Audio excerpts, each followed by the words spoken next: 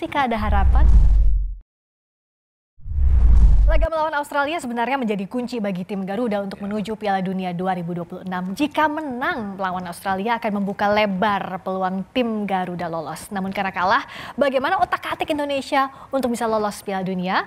Masih bersama kami mantan pemain timnas sepak bola Herman Syah, pengamat sepak bola Akmal Marhali, wartawan olahraga Kompas.com Firzi Idris, dan komika David Nurbianto.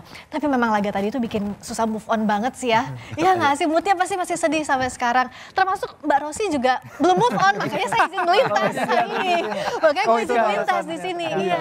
Nah tapi kan artinya sekarang klasemennya jadi makin berat ya nggak sih? Berarti terakhir Fir kita di posisi berapa sekarang? 4? Iya, tadi benar Jepang menang 2-0 lawan Bahrain. Kalau lihat ini memang Indonesia berada di peringkat 4 ya. Dengan Bahrain peringkat 5, kita punya agregat goal difference sama -7, tapi kita unggul di goal 4 ya. Mencetak gol kita 7, Bahrain sementara mencetak 5 gol. Nanti tiebreaker berikutnya setelah itu kalau emang masih sama nanti pertemuan Indonesia sama Bahrain akan ada head to head. Jadi ini yang akan jadi menentukan karena ya udah kita sekarang fight for 3-4, fight itu nggak akan menyerah. Dan tadi Romeni di mix zone juga saya udah baca laporan Nandi tadi bahwa para pemain akan gaspol untuk pertandingan melawan Bahrain dan membuktikan bahwa apa yang ditunjukkan di Sydney Football Stadium ini bukan tim mereka sebenarnya apa yang terjadi, dan mereka akan menunjukkan yang versi lebih baik lagi di SUGBK nanti tentunya di hadapan sekian 75.000 supporter Indonesia yang sangat-sangat luar biasa. Kalau dari Coach Herman lihatnya bagaimana mengangkat mental ini kan susah ya, tanding pertama harapan masyarakat tinggi, tapi kita harus ngejar PR yang jauh lebih susah lagi. Memang berat di bebannya dari 5-1 kita kalah, tapi harus bisa melupakan semua pertandingan melawan Australia kalah itu. Harus bisa move on lagi, bisa mengembalikan lagi kepercayaan diri, apalagi besok didukung oleh supporter Indonesia di GBK.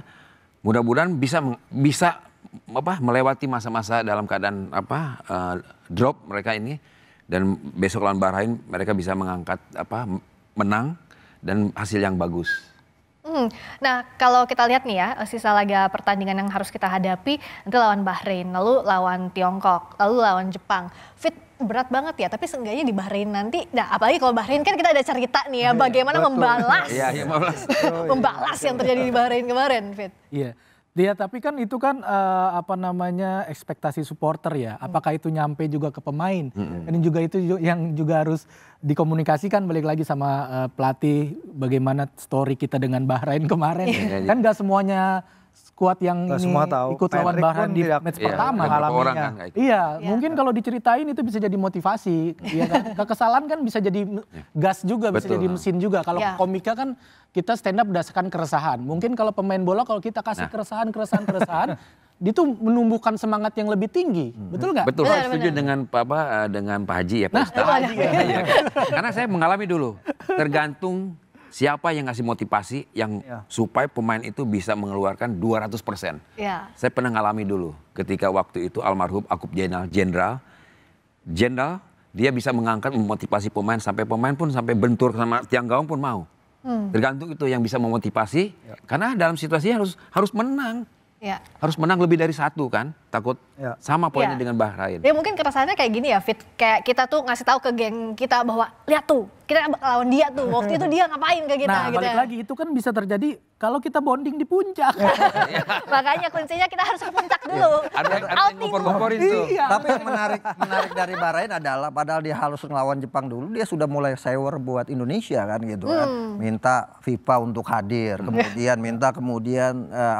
dikawal secara ketat, jangan sampai kemudian yang di dunia maya itu. Tapi penontonnya gak ada yang mau datang ke GBK. Iya betul, karena mungkin takut, nggak biasa mereka dengan itu semua. Sampai pelatihnya Tajalik bilang kita tidak melawan Indonesia, kita melawan Belanda. Ini kan sewer yang dilakukan. Tapi saya melihat gini, secara head to head Indonesia dengan Bahrain itu imbang gitu kan. Kita menang 2 kali, 3 kali imbang, 3 kali kalah gitu kan.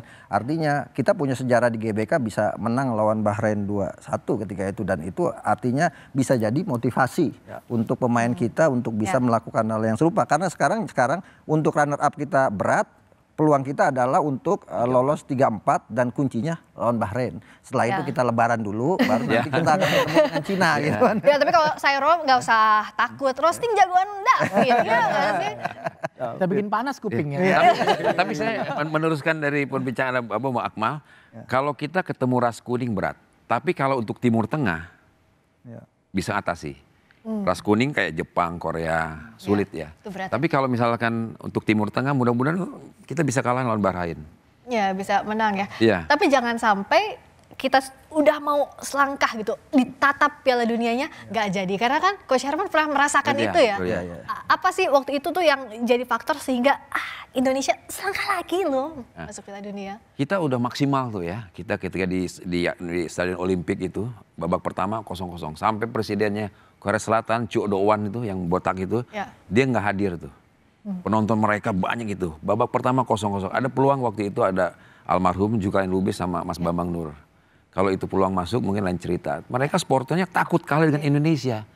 Tapi mungkin di babak kedua kita habis stamina dan kita kalah 2-0. Oke. Nah, last but not least, versi singkat aja beberapa second, apa yang harus Patrick sekarang jadi fokusnya?